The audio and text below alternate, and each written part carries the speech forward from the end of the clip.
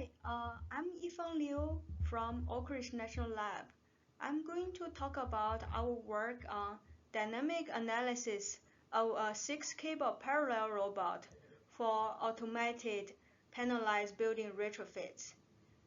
This is joint work with my colleagues Nolan, Dan Han, and Bryan Maldonado. More than half of the residential buildings in the U.S. were built before the establishment of the 1980 Building Code. So many of these older homes have little or no thermal insulation. That means these homes have greater heater loss, lower energy efficiency, and higher utility bills.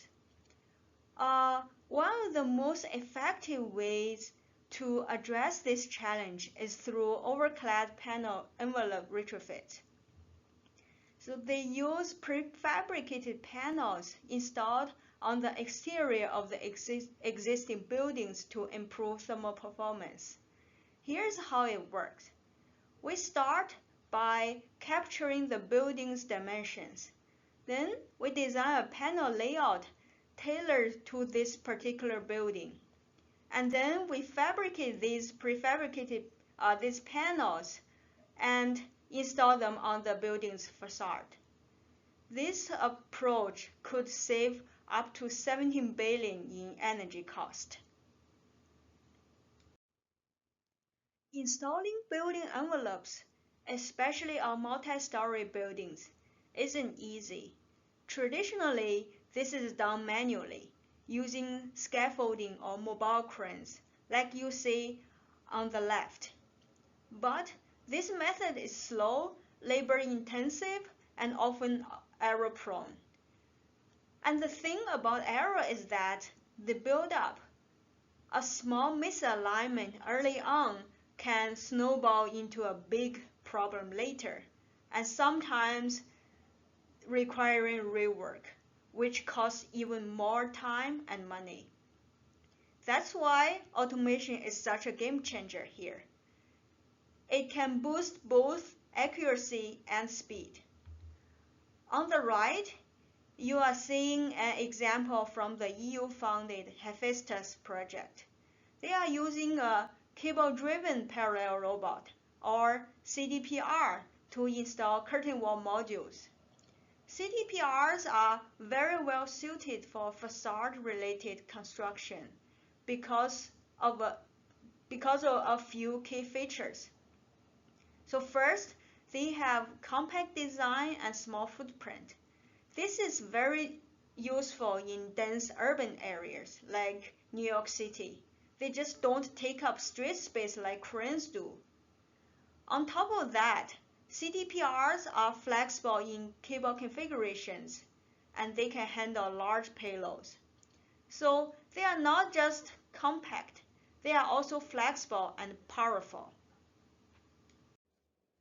In construction industry, 8-cable CDPRs are the most commonly used configuration. This is because they offer good stability and control over the payload. You can see a few examples here. On the left is the Hephaestus project we mentioned earlier. In the middle, a CDPR is being used to stack bricks, and on the right, it is being used for additive manufacturing. But there's a catch. 8-cable systems usually require fixing structure or supporting structure to anchor the cables.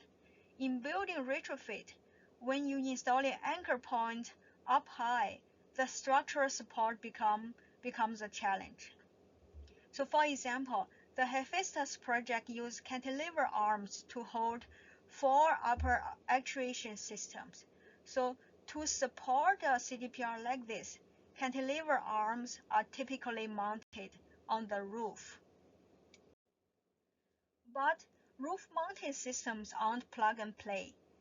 They require a structural integrity analysis to make sure the roof can actually handle the load. It also depends on whether there are attachment points available. An alternative support structure is that you can build 4 supporting towers like the ones shown in this image.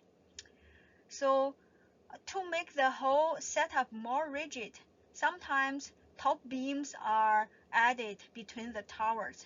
However, both ways of setting up can be complex and costly. So now, in our work, we propose something different. We use a 6-cable CDPR. The idea is to reduce material cost and simplify the robot assembly. You can see in the right figure here, the 6-cable CDPR removes the upper 2 anchor points on the air and only leaves 4 anchor points on the ground and 2 near the roof. To mount the top 2 anchor points, we actually prefer a structure that uses just 2 supporting towers, which makes the robot largely independent from the building's architecture. That's a big advantage in real-world deployment. That being said, if the roof does have reliable mounting points, we can also eliminate the towers altogether, making the system even more compact. What's more interesting is how the robot behaves in motion. When the carrier or the end effector moves outside of the installation plane, we are working in 3D. But when it's operating along the plane, it actually simplifies into a 2D CDPR. So the benefit of the 6-cable design are pretty clear. It is more affordable and easy to set up. But there's a trade-off. 6 cables don't offer the same control flexibility as 8. This makes the motion control even more challenging. So the key question we are trying to answer here in our paper is it feasible to use a 6-cable CDPR to install facade panels? To answer the question, we ran 2 analyses. The first one was focused on the range feasible workspace. Range feasible workspace in CDPR is the 3D area where the robot moving platform or the end effector can move and cables can still apply the right force and torque within the safety bounds. Basically, we want to know is the range feasible space large enough to move the panel carrier from a lower position, possibly away from the facade, up to the actual installation area. So to test this, we discretize the 3D workspace into a grid, and at each point in that grid, we start from the installation plane, use an nonlinear optimization algorithm to find the best possible orientation of the carrier at each point. At the same time, they should meet the system physical constraints. With an 8-cable CDPR, this is pretty straightforward. Most of the grid points are already range feasible with 0 orientation. But with a 6-cable setup, it is not the case. It is actually much more challenging. That's why we needed a nonlinear optimization approach to really carefully search for viable orientations that make the system feasible. So in these figures, those green dots shows all the positions where the robot can apply a feasible range. Overall, you can see that on the left, the workspace for an 8-cable CDPR is much broader and uniform, and they look like a rectangular prism. However, on the right, the range feasible workspace for the 6-cable system looks like a wedge shape. It looks just narrow and more constrained. However, if you look at this red dotted line, it is probably still large enough to cover the facade area needed for installation. So our analysis shows that there likely is a valid path that lets the robot move the carrier from a lower position to a higher one on the installation plane. Our next step is to find that trajectory. To find an optimal trajectory, we first formulate the trajectory optimization problem. Here, we want to find a set of control input that minimizes a cost function. This cost function wants to minimize total cable forces and jerk of the carrier.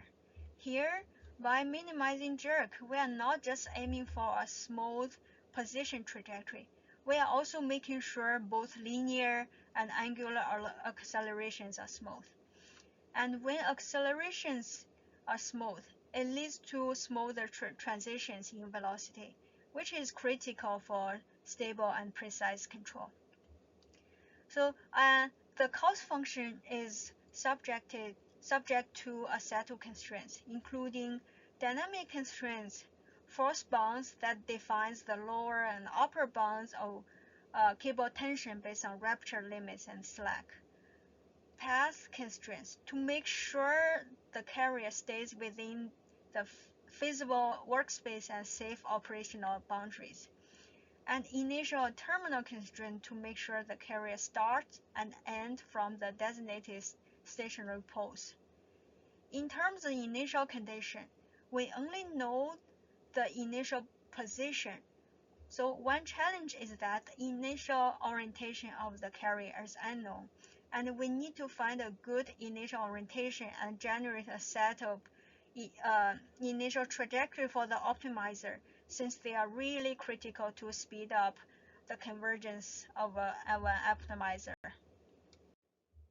To do this, we use backwards optimization for finding initial orientation and force trajectory. So there are 4 steps here.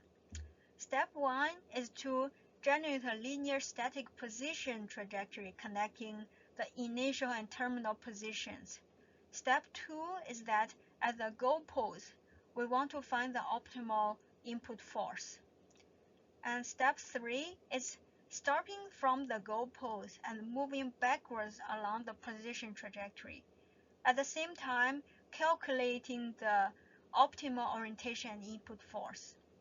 So here, the cost function used in step 3 was designed to ensure continuity in orientation and control input. The last step is to calculate the orientations at the initial position and also input force. It is worth noticing that all the constraints used in this slide are static constraints and plus force bounds. So the final optimal continuous quasi-static force trajectory is shown on the bottom. In the previous slide, we didn't take dynamics into account. It was just a quasi-static analysis. So this slide will bring dynamics into picture. We took the initial position, the calculated starting orientation, and the quasi-static force trajectory, and use them as input to simulate the system dynamic behavior. This gives us a dynamic trajectory. In the right figure, you can see the comparison. The dashed lines show the quasi-static trajectory from before, and the solid black lines show the dynamic trajectory we just simulated. This dynamic path is then used as the initial guess for the optimizer in the full trajectory optimization step. So we are almost there. During our experiment, we found that the optimizer sometimes struggle. So the backward optimization often failed when the initial linear trajectory was too long. The tricky part is really just getting the carrier from the starting position to the installation plane. Once it is there, the system will just simplify into a 2D problem, and controlling the robot becomes much more easier. So to help the optimizer succeed, we introduced an intermediate waypoint on the installation plane. Here, the selection of the intermediate point is not part of our optimization, and can be arbitrary, but in our experiment, we chose a point that is slightly higher than the initial position. So instead of optimizing one really long trajectory, we split the process into two segments, as shown on the right. The first segment is from the start position to the intermediate waypoint. The second segment is from the intermediate waypoint to the final goal. And then we optimize them separately. And next step is to combine the results to form a full initial trajectory, which we will then feed into the optimizer one last time. Note that the final optimized path doesn't necessarily follow this two-segment route. It actually may find a better and more direct trajectory, but this method just gives the optimizer a much better starting point. Here are the final optimized trajectories. On the left, the initial trajectory was generated in one-segment method, directly from start to the goal. On the right, we use this two-segment method with an intermediate point on the installation plane. If you compare these two trajectories, you will notice a clear difference. The method on the right results in a smoother trajectory and lower overall control effort. You can especially see this in the velocity profile. They are just more gradual and consistent, which is a strong indicator of smoother and more stable motion. If you compare the optimal force trajectories, they indicate that the waypoint optimization leads to smaller cable force. So adding that intermediate waypoint doesn't just help the optimizer converge, it actually leads to better performance overall. Finally, we can answer the question we started with. Yes, we can find an optimal trajectory for a 6-cable CDPR to install facade panels. What you are seeing here are animations of these two trajectory sets we obtained in the previous slide. They both start with the panel carrier in a very tilted orientation away from the facade and gradually transition to a plumb level orientation at the installation plane. So the left one used direct optimization method. The right one used waypoint optimization method. This confirms that with the right approach, it is not only feasible but also efficient to use a 6-cable system for this kind of retrofit work. To wrap up, this study demonstrated that a 6-cable CDPR for panelized building retrofit is theoretically feasible. The 6-cable CDPR simplifies the robot installation and setup process. At the same time, it maintains the essential functionalities. Compared to manual methods, we really aim to reduce the installation time by 20% and hopefully eliminates installation errors. In this work, we formulated a trajectory planning problem to see whether a dynamically feasible path exists to move a panel from the bottom of a building up to the installation plane. And we developed a complete methodology to solve this optimization problem. So right now, you can see this picture in the middle. We already have a lab scale CDPR assembled, and our next step is to test this planned trajectory on the actual robot. We are really excited to take this from simulation to the real world. Thank you for your attention. If you are interested in our work or have any questions, please feel free to let us know. Thank you again.